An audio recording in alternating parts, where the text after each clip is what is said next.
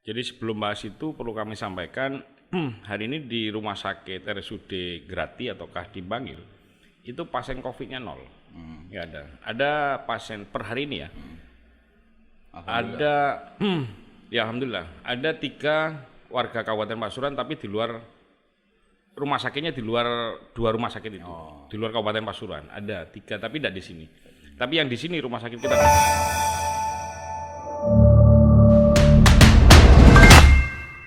Merdeka. Sehat ya. Alhamdulillah Salam sehat. Salam sehat. Tapi jaketnya menarik. Kok mesti abang sih sama ini? Ya apa sih ceritanya? Iya, nanti biar enggak salah identifikasi. Oh. Iya. Menurut jenengan ini PPKM itu apa, bagaimana sih seharusnya gitu? Ya, hari ini Kabupaten Pasuruan ini masih di level 3 ya. Ya. Level 3 itu ada banyak hal yang akhirnya membatasi kegiatan masyarakat tidak sebebas yang sebelumnya. Contoh kemarin ada surat dari TNBTS umpamanya, ada penutupan terkait wisata Gunung Bromo, Ya. terkait dengan hotel, terkait dengan restoran dan seterusnya. Makanya pada saat kita masuk di level 3, itu banyak hal yang sebenarnya tidak menguntungkan buat kita. Oleh karena itu kemarin kita di DPRD itu juga sempat menerima audiensi dari teman-teman PHRI. Oh. Yang intinya mereka di level 3 kan tidak boleh buka secara penuh, tidak boleh, intinya tidak boleh. Jadi Ada pembatasan. ada pembatasan, kalau makanan harus take away boleh buka tapi harus dibawa pulang dan seterusnya. Yang jadi masalah waktu itu adalah tempat wisata yang basisnya itu pakai penariknya pakai binatang. Lah. Wah, iya. Bagaimana mereka Anda bisa buka, tapi mereka harus ngasih makan kan, nggak tahu PPKM. Iya. Hewannya tadi itu di Taman Safari, berikut juga di Cimory, itu kan ongkos operasional mereka gede. Sementara mereka nggak boleh buka. Buka. Itu salah satu sisi yang terdampak. Belum warung-warung kecil ataukah restoran yang otomatis nanti dampaknya kepada pendapatan kita di pemerintah daerah Kabupaten Pasuruan. Sampai di wilayah pajak berpastinya Iya. berkurang. Pasti akan turun karena itu. Nah, makanya kemarin PHRI juga nyampaikan bagaimana kita untuk segera masuk di level 2. Padahal kebijakannya kan dari pusat, bukan dari kita. Semuanya dari pusat. Nah, yang menyediakan vaksin pun juga dari pusat, bukan dari kita, gitu loh. Oleh karena itu kami kemarin coba berupaya di internal partai kami, di DPP PD Perjuangan, akhirnya alhamdulillah walaupun kecil kita sudah mendapatkan jatah sekitar 2.500. 2.500 yang insya Allah akan kita laksanakan pada hari Minggu tanggal 14 November depan. Dan itu pun kita coba berkoordinasi dengan gugus tugas dan dinas kesehatan. Dalam artian kita coba pantau di Kabupaten Pasuruan ini kita masih 54%. 54% itu yang sudah tervaksin, tapi masih belum masuk di level 2. Karena masuk di level 2 itu 50% dan 40%. 50% umum, 40% lansia. Yang lansia kita masih belum. Nah, itu salah satu parameternya yang pertama. Yang kedua, base-nya adalah kecamatan. Kecamatan yang masih rendah, itu mulai Lekok ya. Lekok, Ada Puspo. berapa secara keseluruhan? Kemarin disampaikan di bawah 50% itu ada 6 kecamatan. Yang paling rendah itu Puspo. Kecamatan Puspo masih 25%. Kecamatan Lekok itu 28%. Kurang dari 30 ya. Kurang dari 30 malahan. Rembang sudah progres agak naik 40%. Berikut juga di Pasrepan dan Grati. Itu semuanya masih di bawah 50%. Oleh karena itu jatah vaksin kita yang 2.500, kita kantor partai kita kan di Beji ya. Di Beji tetap harus ada di kantor di Beji, tapi kita bagi di 5 titik, akhirnya per titik ada 500 dosis vaksin pertama Sinovac untuk usia 12 tahun ke atas. Jadi kita bagi di Lekok 500, di Grati 500, di Rembang 500, di Pasrepan 500. Jadi untuk yang Puspo biar turun ke Pasrepan. Oh gitu. Gitu. Yang Nguling nanti biar geser ke Grati dan Lekok. Ya. Usung-usung ambil pick up berarti. Ya. Ya semangatnya kan kita membantu pemerintah daerah. Kita membantu pemerintah daerah karena kita PD Perjuangan coba peduli itu. Karena apa? Kalau kita tidak ada trigger percepatan seperti ini, pemerataan vaksin, berikut juga kenaikan level, ya kita akan tetap terkungkung, tidak bebas. Seperti hari ini masih banyak batasan, tapi harapannya kita masuk di level 2, 50% per 40%, kita sudah mulai banyak hal yang sudah dibuka kegiatan usaha. Ya pasti usaha atau kegiatan kesenian dan segala macam itu nanti ada prosesnya di situ. Akan lebih terbuka lah intinya, bisa berekspresi kembali teman-teman kegiatan seperti semula. Ya kalau sedikit evaluasi semenit 2 menit gitulah. Sepatah dua kata, apa sih yang menyebabkan lambatnya proses vaksinasi di Kabupaten Pasuruan? Ya balik lagi ya dari mungkin penyampaian informasi yang kurang. Ya, di antaranya itu. Ya mungkin itu kalau pemahaman saya. Akhirnya saya tidak mau menyalahkan nasi masyarakatnya, karena kultur masyarakat Kabupaten Pasuruan yang barat, tengah, timur itu pasti berbeda. Pesisir juga akan berbeda.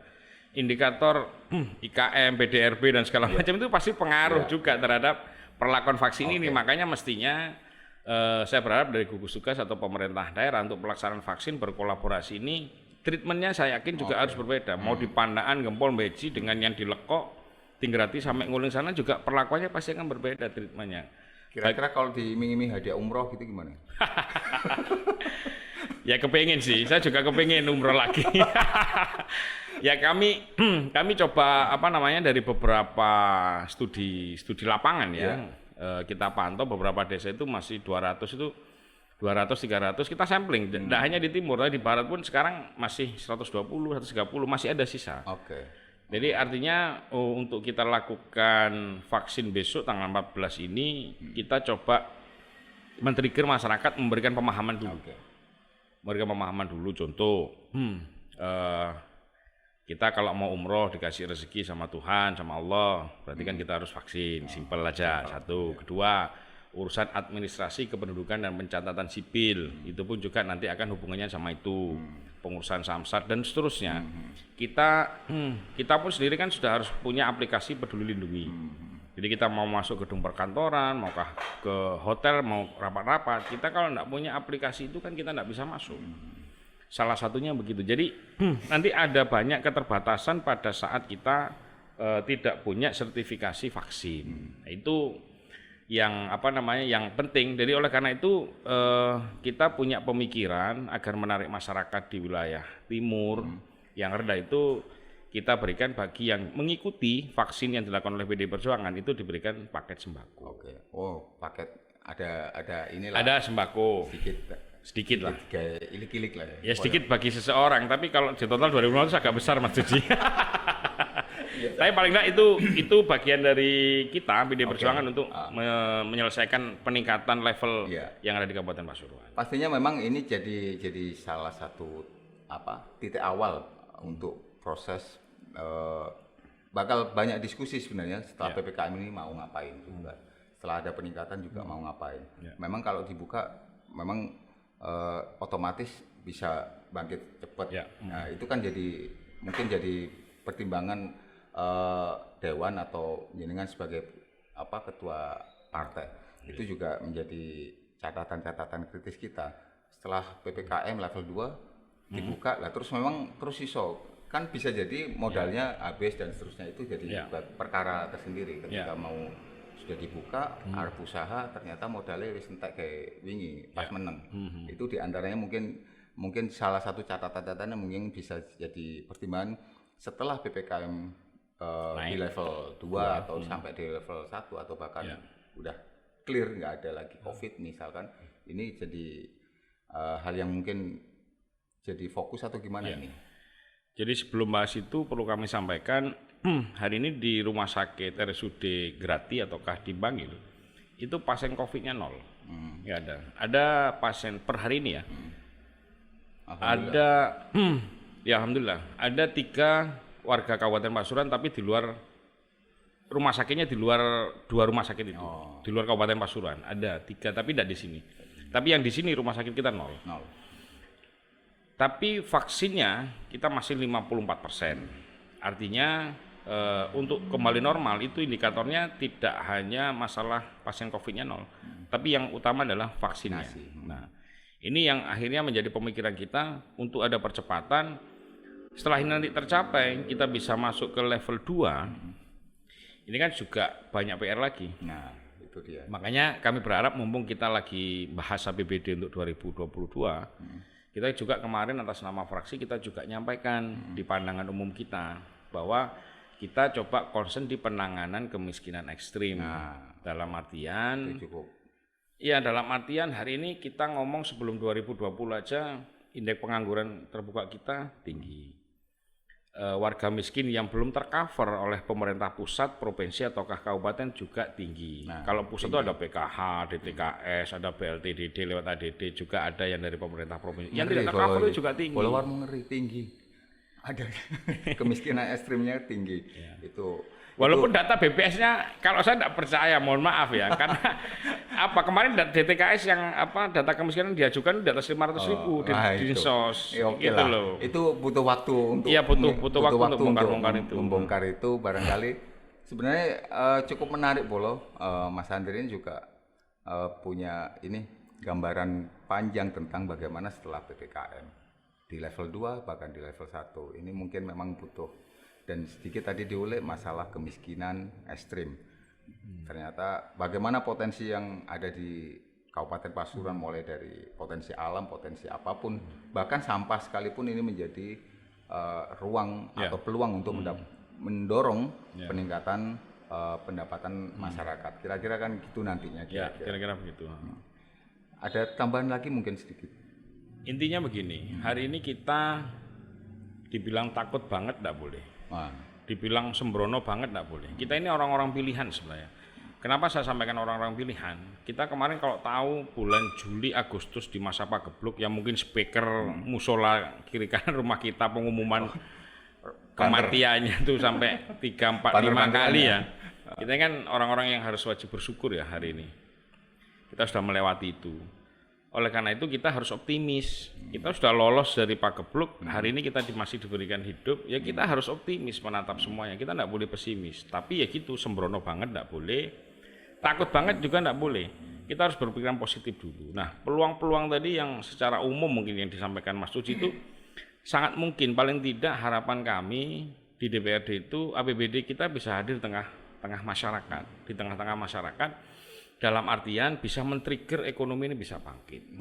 Nah yang ekstrim tadi otomatis sementara kan tidak bisa di-trigger, tapi diberi bantuan dulu. Nah nanti perlakuannya harus seperti apa? Ya mulai dari dinsosnya, disnakernya, BLK-nya, diberi keahlian. Berantai semuanya. Di DPMD-nya, pengelolaan desanya kayak apa? Disperindaknya, pelatihannya di dinas koperasinya, ataukah kalau perlu KTNA kita bikinkan koperasi, ataukah kita bikinkan BUMD kalau mungkin. Yo, omongannya aja wakil ketua dewan ya sini kita tindak. Tawa akhirnya. Ya kita pengennya ini urutannya begitu. Jadi kita vaksin kita genjot, PPKM levelnya naik, baru istilahnya kita beresi urusan perutnya, mumpung kita lagi bahas APBD 2022 yang istilahnya kita harus bisa mendampingi masyarakat. Karena gini loh, pabrik sing wis ono ae sing bertahan pirang persen, sing wis ngurangi karyawan dan tutup berapa persen. Ya kan? Nah, itu. Belum sing angkatan lulus anyar tuh selendek ndi arek iki gitu loh. Akeh masalah. Tapi sebenarnya itu cukup menarik. Pastinya itu catatan kritis dari Bung Andri, Sam Andri Wahyudi, wakil ketua dewan kita, bahwa sakwise PPKM iki iku lha apa? Wong saiki mumpung saiki level 3 mau meningkat ke 2. Setelah itu pertanyaan yang tadi ya yang sudah digagas oleh Mas Andri. Yang penting berisnya gini, saya pesan kepada masyarakat di Kabupaten Pasuruan. Kebetulan di PD Perjuangan insya Allah hari Minggu tanggal 14 November kita melaksanakan vaksin di 5 kecamatan di kantor PD Perjuangan, di Kecamatan Beji depannya Yonkaf, di Kecamatan Lekok, di Kecamatan Grati, di Kecamatan Rembang, dan Kecamatan Pasrepan. Ada 5 tempat yang memang